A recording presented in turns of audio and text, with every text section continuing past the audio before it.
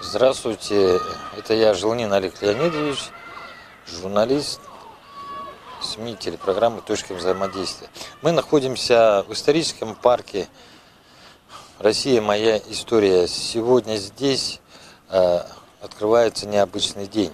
Он посвящен Дню семьи, любви и верности, который будет праздноваться завтра.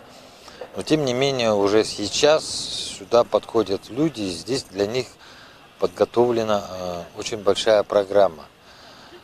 По определенным моментам этой программы мы будем выходить в эфир. А сейчас я бы хотел поговорить об одном. Здесь очень меня заинтересовала одна деталь. Дело в том, что здесь в основном сюда приедут семьи, многодетные семьи. И один из главных критериев нашего времени – это читать книгу. Мне очень заинтересовал один стенд, читает Читалина ЕКТ. Хотел с людьми поговорить, и там в основном детские книжки. Вот сейчас какой бренд, как люди относятся читать детские книги, любят дети или не любят, сейчас узнаем.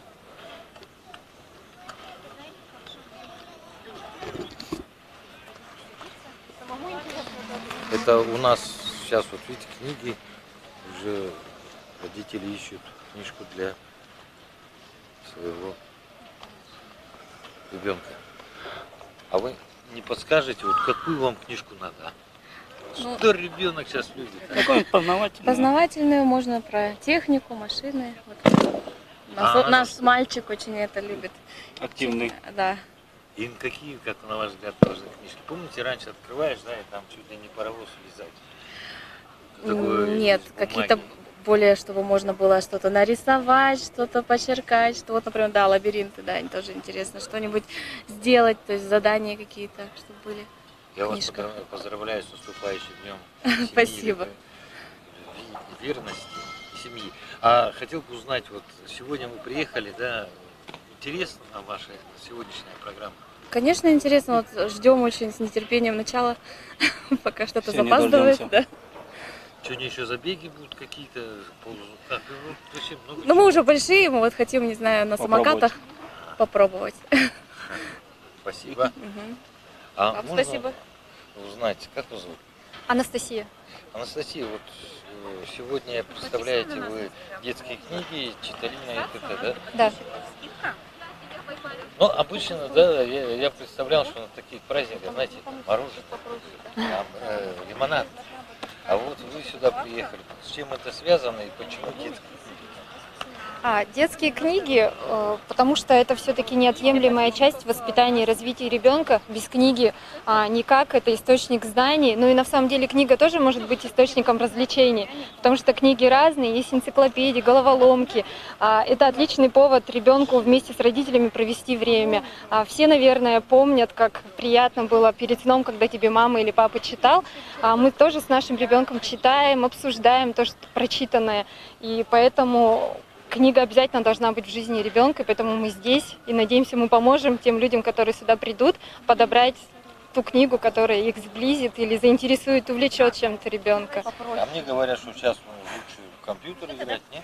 Читать компьютер, электронные книги, нет? Ну, сейчас очень много об этом говорят и пишут, что действительно гаджеты, они отнимают много времени у ребенка, отвлекают, уводят его от старой доброй книги. И надеемся, что наш проект, да, поможет как-то противостоять этому гаджетам. Они, конечно, от этого никуда не уйдешь, это реалии жизни, им с этим жить, пользоваться компьютерной техникой и всем этим, но все-таки это должно быть все дозировано, все должно быть в меру, и книга все равно должна оставаться.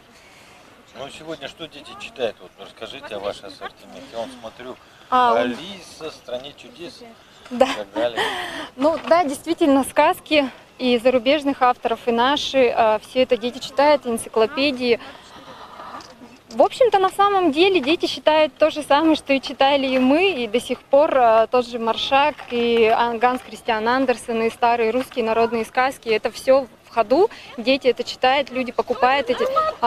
Конечно, сейчас большое разнообразие появилось новых интересных издательств, таких как, например, «Клевер». У них много различных рабочих тетрадей, энциклопедий, где необычная интересная подача, занимательные какие-то иллюстрации. Поэтому В принципе, дети читают разные, кому что нравится. Это зависит от возраста и от мальчик, девочка. А что сейчас вот из вашего ассортимента посоветуете? Десерт. Какая интересная книжка. Скажите нам, магическая уборка для детей. Это что Да. такое? Кстати, да, у нас есть литература не только для детей, но и для родителей, потому что родители тоже. Сейчас мамочки у нас очень просвещенные, они читают о том, как воспитывать ребенка, действуют не только интуитивно, но и черпают полезную информацию.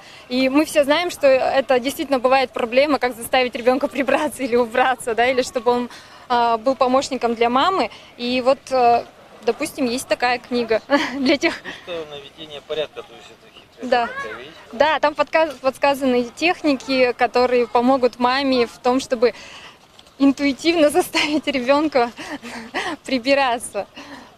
А вот из детских книг сейчас уж кого-нибудь вам посоветую. Ой, я смотрю, бременские музыканты тоже почти, да? Да, конечно.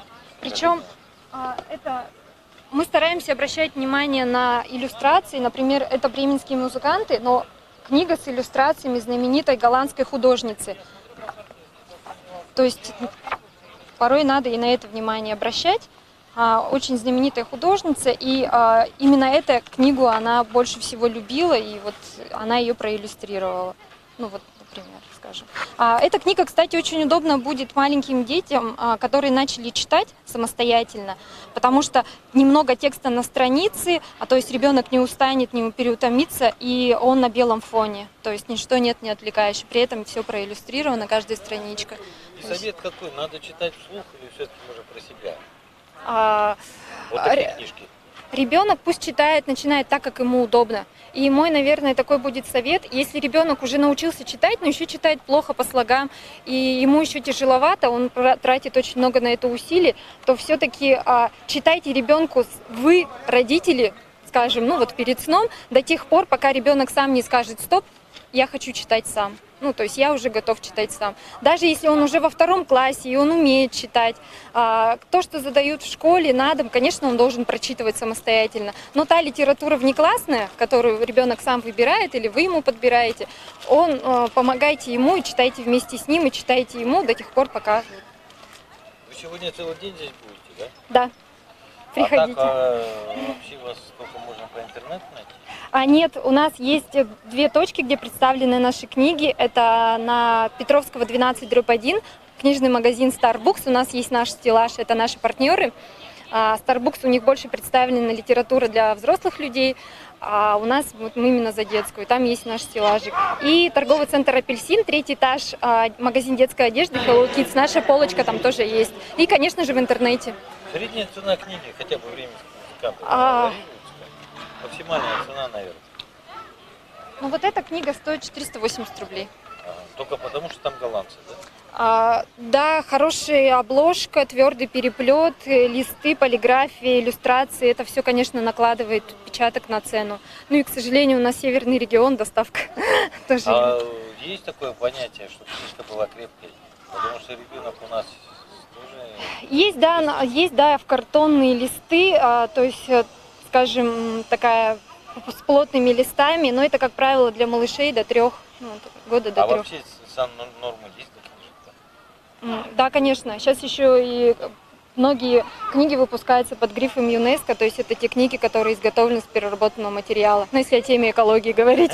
То есть вы можете, если в защиту, подбирать такую литературу. Огромное спасибо. Дорогие друзья, мы пока прервемся, потому что идет подготовка. Приезжает очень много людей. Их размещать некуда. Сейчас готовится несколько других мероприятий. Мы прервемся ненадолго. А так надо читать, как самим, так и детям.